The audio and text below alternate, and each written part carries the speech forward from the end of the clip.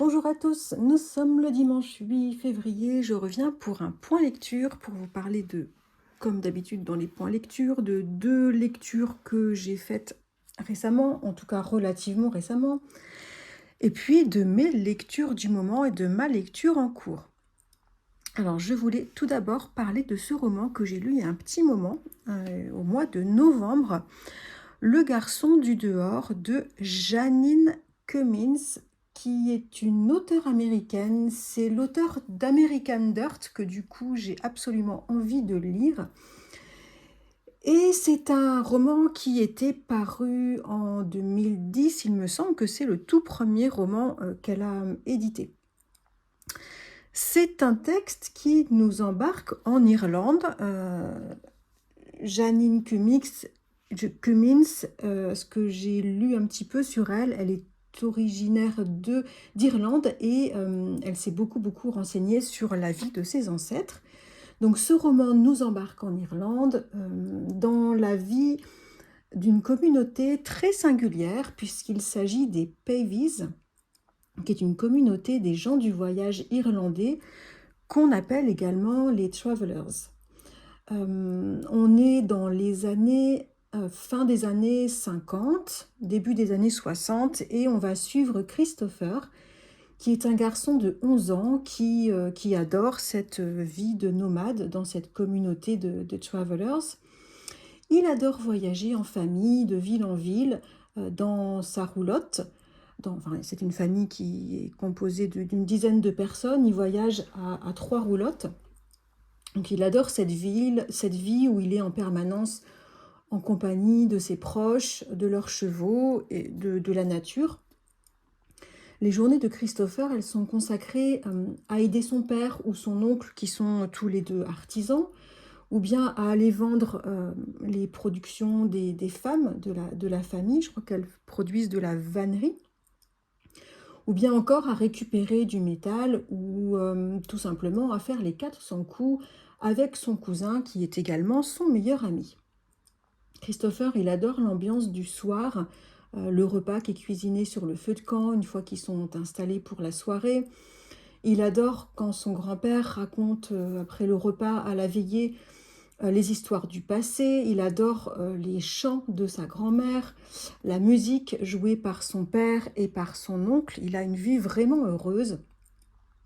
Il aime sa famille, il aime également beaucoup son cheval. Il y a une histoire très particulière avec le cheval de Christopher.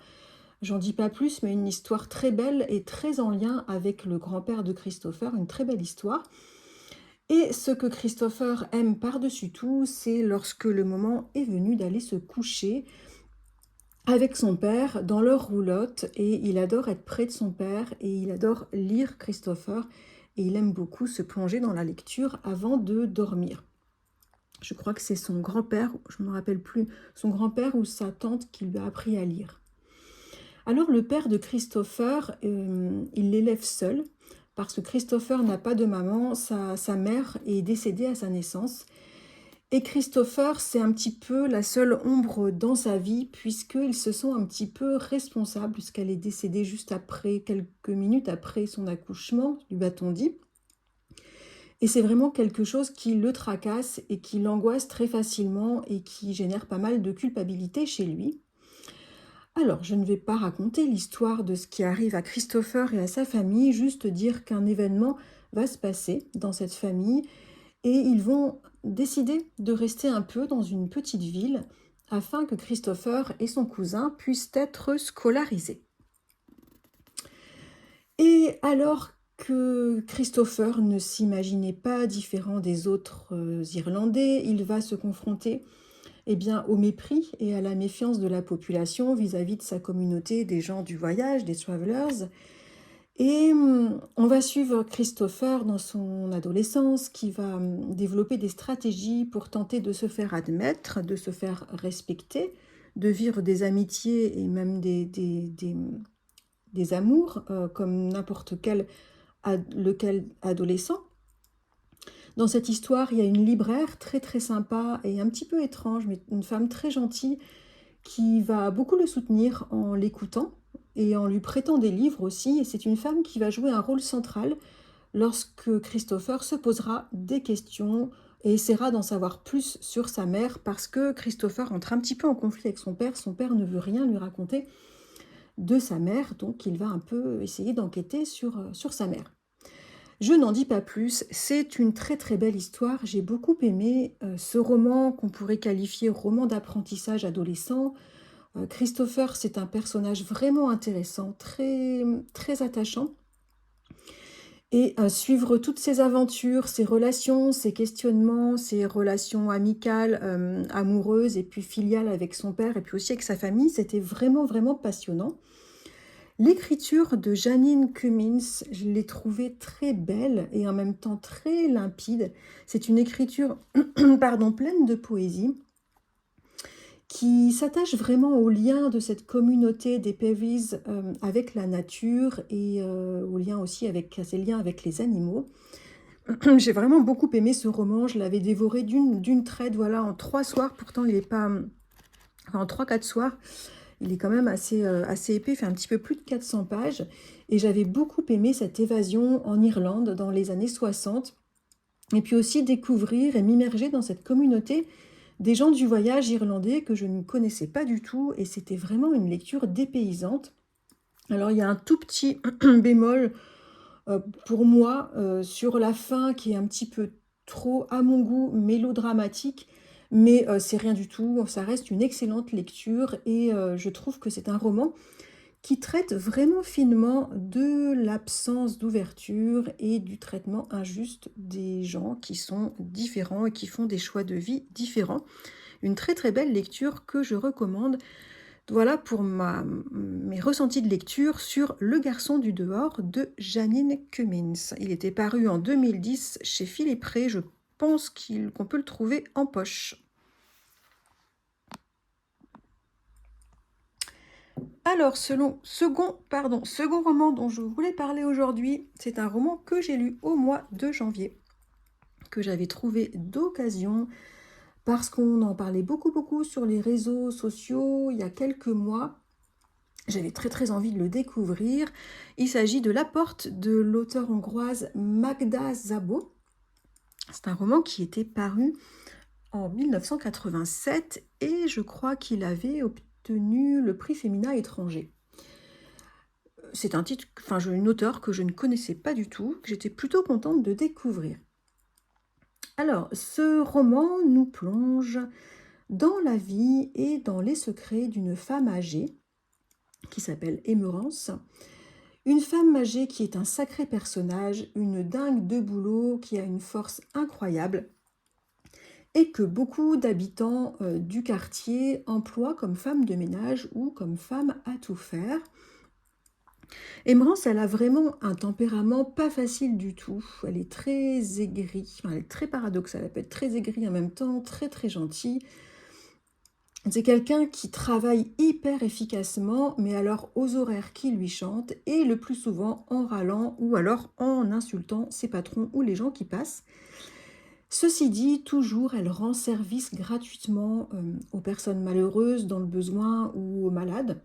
Elle leur concocte souvent de très savoureux plats qu'elle sort d'on ne sait où et qu'elle présente, qu'elle amène aux personnes dans le besoin dans une très très belle vaisselle, pareil, qui est très étonnante. On ne sait pas trop d'où ça sort cette vaisselle. C'est une femme qui est bizarre, qui est fascinante, Émerance. Elle a pas mal de coups de gueule. Elle a des convictions très affirmées qui heurtent le plus souvent la bien-pensance.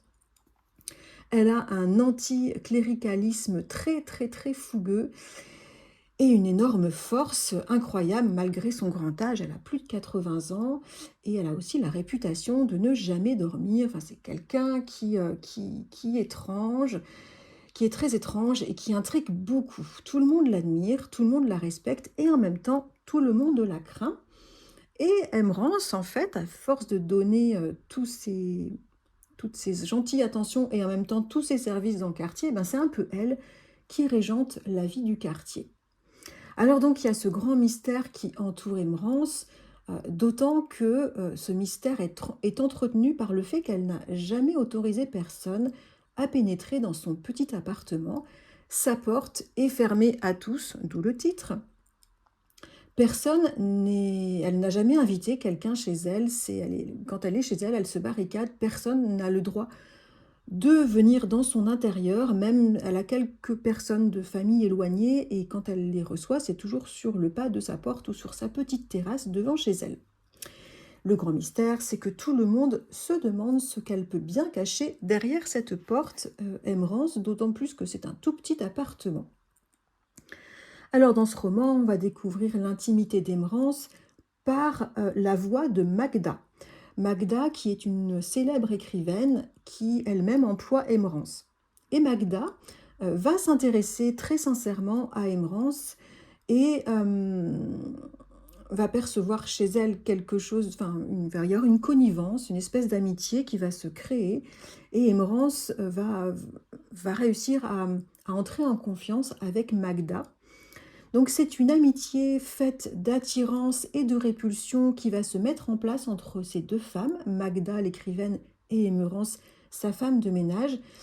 Une amitié qui va être un peu aidée, médiatisée par le petit chien de Magda, qui, j'en dis pas plus, mais qui aura une grande importance dans cette histoire. Alors donc Magda, qui est écrivaine, elle va nous raconter sa relation difficile mais très très forte avec Emerence et elle va nous livrer peu à peu l'histoire et les secrets de cette vieille dame et notamment ce qu'il y a derrière sa porte puisqu'Emerence le lui a dit tout en lui faisant jurer de toujours tenir ce secret pour toujours quoi qu'il se passe. Ceci dit, Emerence va vivre des événements assez délicats et pour pouvoir la sortir de là, Magda va être contrainte de révéler ce qui se cache derrière la porte d'Emerence et il y a toute une histoire sur est-ce que leur amitié va tenir face à cette révélation et est-ce qu'Emerence également va tenir. Je n'en dis pas plus, à vous de découvrir si ça vous tente cette histoire. Mon ressenti. Alors, j'ai bien aimé cette histoire d'amitié très forte et très complexe. Ça, c'était très intéressant entre ces deux femmes.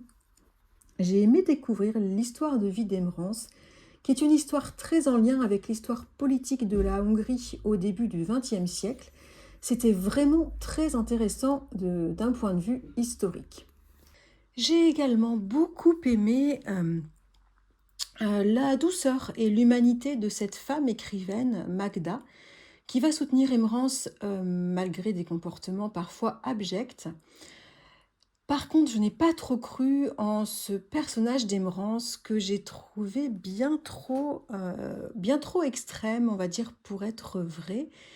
Et puis il y a un truc qui m'a quand même pas mal heurté dans cette histoire, même si c'est pas trop souvent, mais quand même ça revient pas mal, c'est le traitement des animaux dans cette histoire, notamment du petit chien.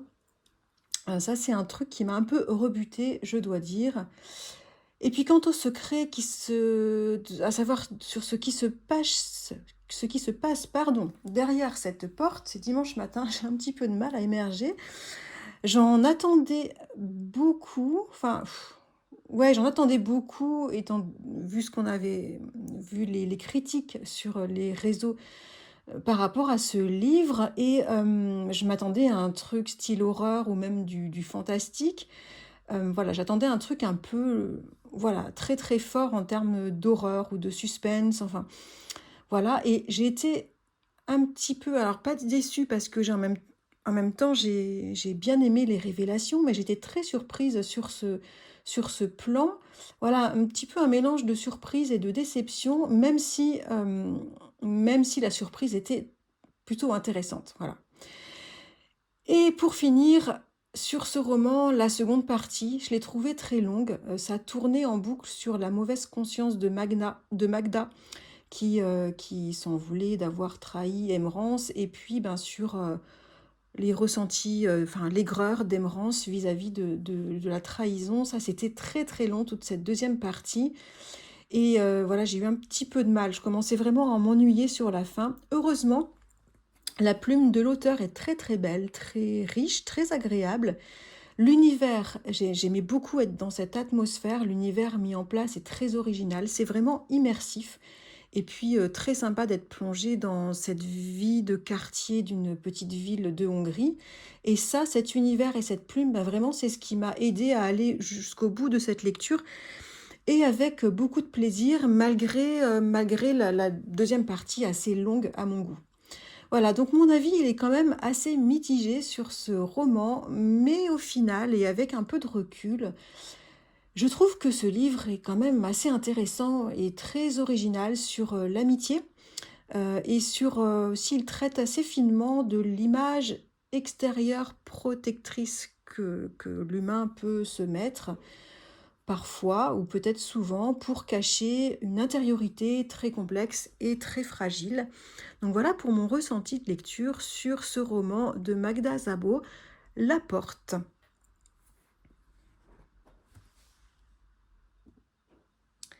Au niveau de mes lectures récentes, je vous avais laissé la dernière fois, j'étais en train de lire un Patrick Modiano, Quartier perdu, que j'ai bien aimé. Comme d'habitude avec Patrick Modiano, c'est un auteur français que j'aime beaucoup.